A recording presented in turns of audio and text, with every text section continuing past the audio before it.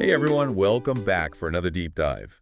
We're going to be uncovering some seriously interesting stuff about where all the money in AI is flowing. It's really remarkable to see, actually, this huge wave of investment we're seeing in AI. Yeah, and I think people hear investment in AI Yeah. and they think, like, okay, another tech company get a couple $1,000,000. Yeah. But we're talking about numbers that are seriously out of this world. Right. These aren't small potatoes. We're talking billions with a B. Like OpenAI, for example, the company behind ChatGPT.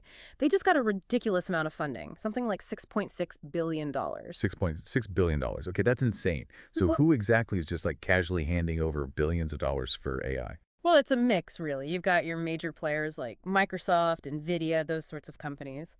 But it's important to remember this isn't just about throwing money around. These are strategic partnerships we're talking about. So it's not just about the money, but what it represents. A belief in where AI is going. Because let's be real, 6.6 billion is a huge vote of confidence. Absolutely. And it shows how much these companies believe in the tech, that it's not just hype. And speaking of not just hype, OpenAI, they're not just trying to make a better chatbot, right? They're aiming for AGI, artificial general intelligence, basically AI that could be, smarter than us, Mm. which is kind of terrifying if you think about it too much. It's definitely ambitious, yeah. But that's what makes them so interesting. Instead of just trying to, say, build a better search engine or something, they're trying to understand intelligence itself, crack the code, basically. And they've got some really seriously smart people working on it too. But I do have to ask why. Why even go for that when there's so many problems, like actual real-world problems that AI could help with right now? Well, think of it this way. The potential benefits are enormous. Imagine an AI that could solve climate change or, like, come up with cures for diseases. That's the promise of AGI. It's like opening up, what's that, Pandora's box, right? Yeah. Where the possibilities are both like unbelievably exciting, but also kind of terrifying at the same time. It's a good comparison. And we Yeah. have to ask ourselves, what are the trade-offs? Yeah. And let's be real, OpenAI isn't just doing this out of the goodness of their hearts. No.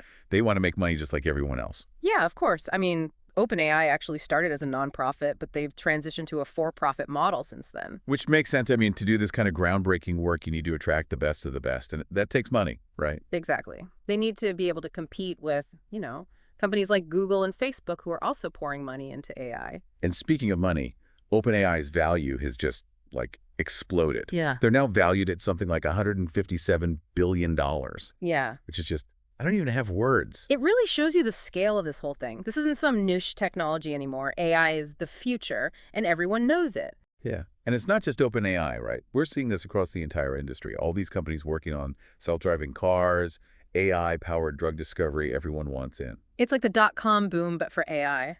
Exactly. And like we mentioned before, a lot of this growth is fueled by these massive investments like the $6.6 billion OpenAI got.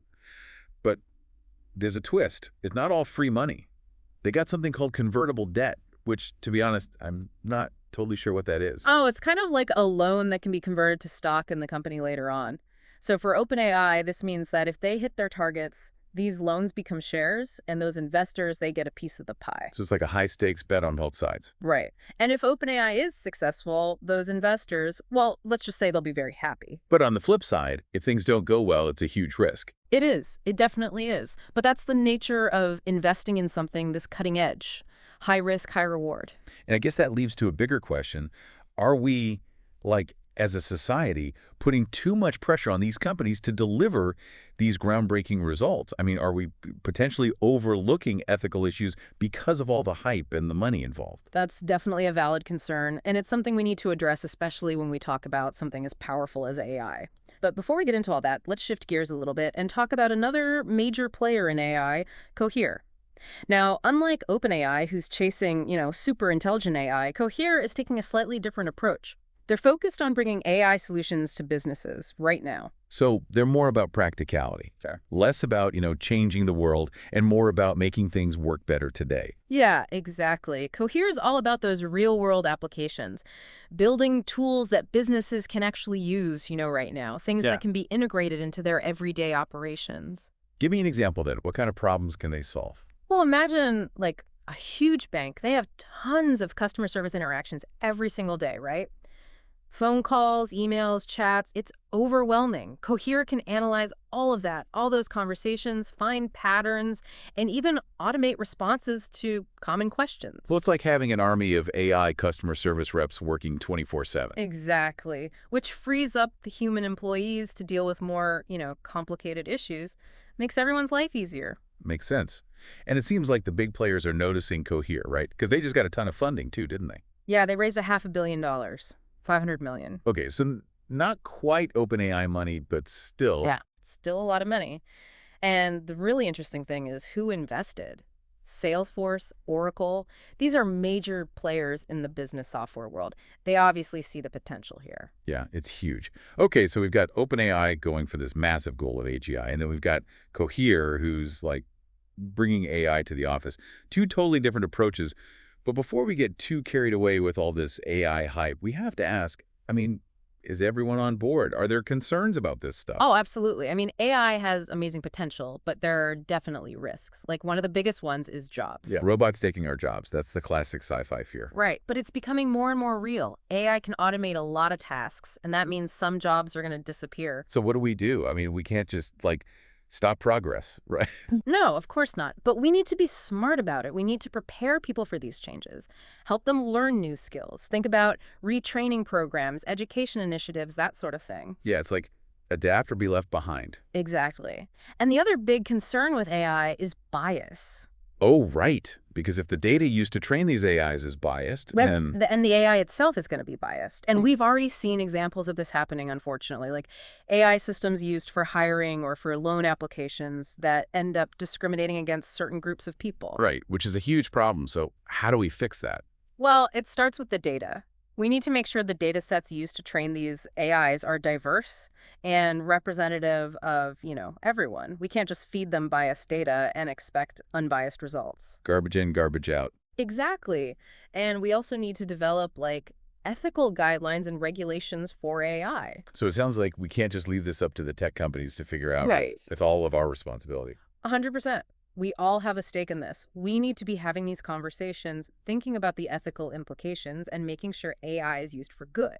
Speaking of using AI for good, I want to pivot a little bit and talk about cybersecurity, because that's another area where AI is having a huge impact. And honestly, with all the cyber attacks we're seeing these days, it feels like we need all the help we can get. Oh, for sure. Cybersecurity is a huge deal right now, and it's only getting more important as our lives move more and more online. Exactly. And it's not just about like protecting your computer from viruses anymore. We're talking about protecting entire companies, governments, even like critical infrastructure from sophisticated attacks. Absolutely. And that's where AI comes in. Companies are now using AI to fight back against these cyber attacks, and it's incredibly effective. So can you give us an example of like a company that's doing this really well? Yeah, for sure. There's this company called Abnormal Security, and they are doing some really cutting-edge stuff in AI-powered cybersecurity. All right, so abnormal security. What's their claim to fame in the world of cybersecurity? They're really pushing the boundaries of what's possible with AI in cybersecurity. They're all about using AI to detect and stop cyber attacks before they can even happen. Okay, so they're like the cybersecurity fortune tellers. Well, not exactly fortune tellers. It's more like they're training their AI to understand what's normal behavior on a company's network. So they look at things like emails, file transfers, all those digital activities we do every day, and they build up a pattern. So like if I suddenly start emailing a bunch of top secret files to myself at like 3 in the morning. That would definitely raise a red flag. And that's exactly the kind of thing Abnormal Security's AI is designed to catch. It's not just about looking for known threats, it's about recognizing when something is just off, like a sixth sense for cyber attacks. So it's like having an AI security guard that's always watching, always learning. Exactly. And they're incredibly good at it, too. I mean, the results speak for themselves. They just raised $250 million in funding. 250 million. Okay, that's serious money. It is. And it values the company at over $5 billion. That's billion with a B. Wow, that's more than some small countries. So people are definitely taking notice. Oh, absolutely. Abnormal Security is protecting something like 17% of Fortune 500 companies. Wow.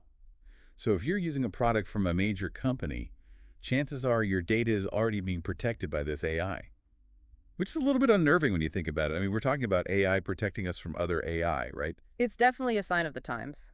As AI gets more sophisticated, it's going to be used for both good and bad.